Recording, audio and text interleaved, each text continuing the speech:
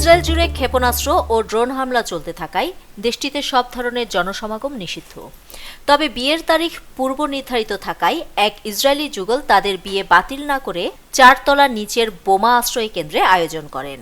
লিওর লেসরি ও মাইকেল মারিয়ানোভ মূলত পেতাহ টিকভায় বিয়ের অনুষ্ঠান করার পরিকল্পনা করেছিলেন। তবে ইরান যুদ্ধের কারণে সে স্থান বাতিল করা হয়। পরে তারা একই তারিখে তেল আবিবের ডিজেনকফ সেন্টার মলের পার্কিং লটে, যা বোমা আশ্রয় কেন্দ্র হিসেবেও ব্যবহৃত হয়, সেখানে বিয়ের অনুষ্ঠানের আয়োজন করেন। মারিয়ানোভের পরিবার আর্জেন্টিনা থেকে বিয়েতে যোগ দিতে এসেছিলেন, তাই নবদম্পতি বিয়ে আর পিছিয়ে দিতে চাননি। অল্প সময়ের নোটিশে তারা বন্ধু ও স্বজনদের নতুন ঠিকানায় আসার জন্য জানিয়ে দেন।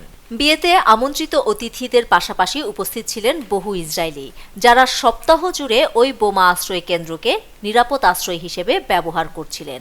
বুধবার ইসরায়েলি চ্যানেল 13 এর এক অনুষ্ঠানে মারিয়ানোভ বলেন, উপস্থিত অতিথিদের প্রায় 30% ছিলেন পরিবার ও ঘনিষ্ঠজন।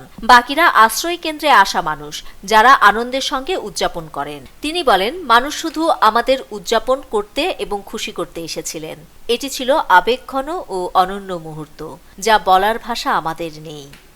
নিউজ ডেস্ক, দৈনিক পূর্বকোণ।